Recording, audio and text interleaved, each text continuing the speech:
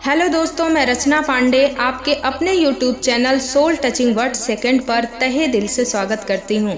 दोस्तों, कैसे हैं आप सब लोग? कमेंट बॉक्स में कमेंट करके ज़रूर बताएं। वैसे मुझे उम्मीद है कि आप सब लोग बहुत ही अच्छे होंगे और मज़े में अपनी ज़िंदगी गुजार रहे होंगे।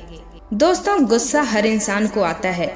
फर्क सिर्फ इतना है कि किसी को कम आता है तो किसी को ज़्यादा आता है, किसी को जायज बातों पे आता है तो किसी को नाजायज बातों पे भी आता है।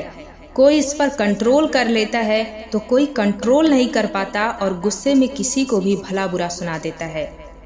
और जब बाद में उसका गुस्सा उतरता है तो पछताने की सिवाय कुछ भी शेष नहीं रह जाता।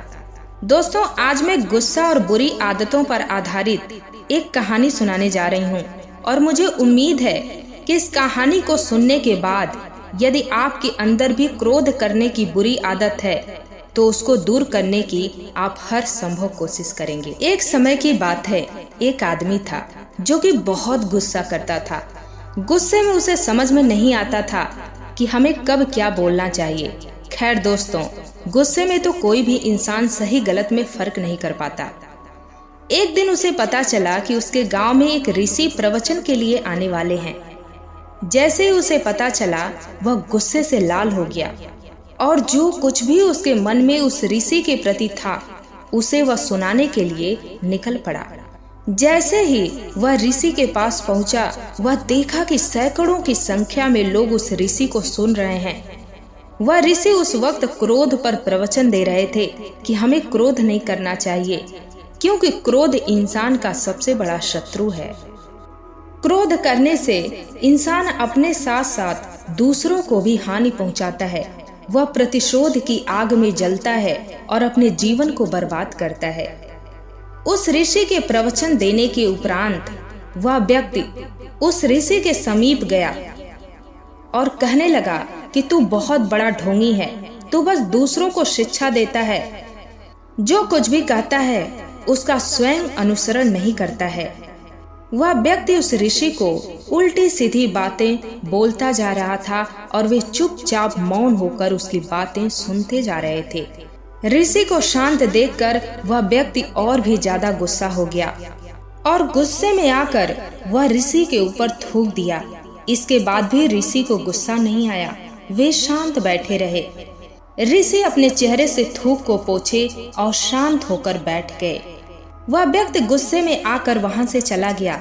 अगले दिन जब वह अपने घर पहुंचा तो उसका दिमाग शांत हो गया था। अब उसे अपनी इस गलती का एहसास हुआ कि उसने कितनी बड़ी गलती कर दी।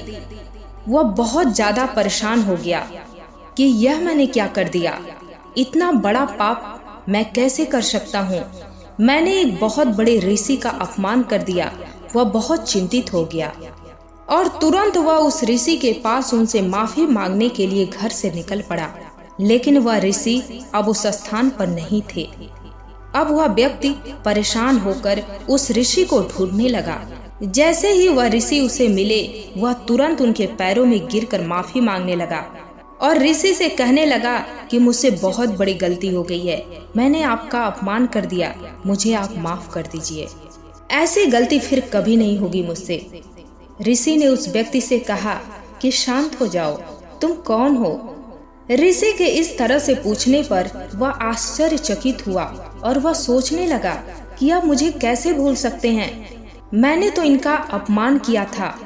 फिर वह व्यक्ति ऋषि से कहा कि भगवान, मैं वही हूँ जिसने कल आपको अपमानित किया था और आप इतनी जल्दी भूल गए। फिर ऋषि ने कहा कि जो बातें बीत गई हमें उसे भूल जाना चाहिए, चाहे वह अच्छा हो या फिर बुरा। उसके बारे में हर वक्त हमें विचार नहीं करना चाहिए। मैं बीती हुई बातों को पीछे छोड़कर आगे चलता हूँ और ऐसा ही सबको करना चाहिए। उस ऋषि की बातें सुनकर वह व्यक्ति और भी ज्यादा प्रभावित हुआ और उनसे कहा कि भगवान, आज से मैं आपकी सारी बातों पर अमल करूँगा। दोस्तों, इस कहानी से हमें यह शिक्षा मिलती है कि हमें अतीत की बातों को अतीत में ही छोड़ देना चाहिए, चाहे वह अच्छी हो या बुरी हो, क्योंकि बार बार उसी बात को सोचने से कल तो गया ही, हमारा आज भी चला जाएगा।